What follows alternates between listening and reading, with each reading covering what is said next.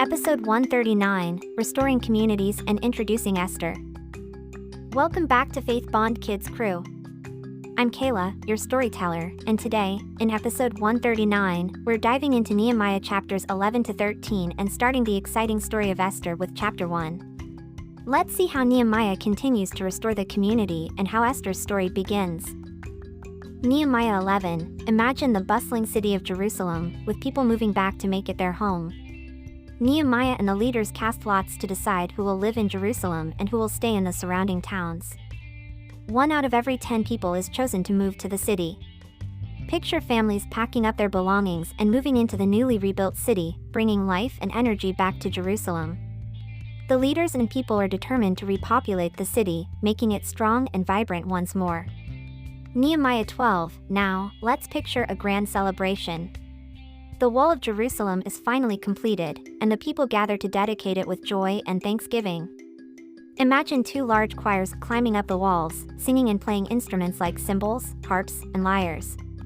They march in opposite directions, meeting at the temple. The sound of their praise fills the air, and the people rejoice, knowing that God has helped them achieve this great work. This chapter shows the importance of worship and gratitude in celebrating God's blessings. Nehemiah 13, as time passes, Nehemiah returns to Jerusalem and finds that some people have not kept their promises. Imagine his disappointment as he sees that the temple is neglected, the Sabbath is not being kept, and people are intermarrying with foreign nations again.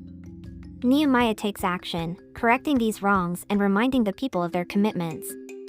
He cleanses the temple, enforces the Sabbath, and makes sure everyone follows God's laws. This chapter highlights the importance of staying true to our commitments and making things right when we stray. Esther 1, now, let's step into the magnificent kingdom of Persia.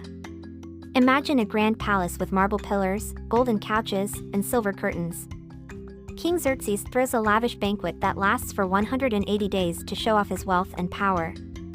On the 7th day of the feast, the king, in high spirits, orders his queen, Vashti, to come and display her beauty before the guests.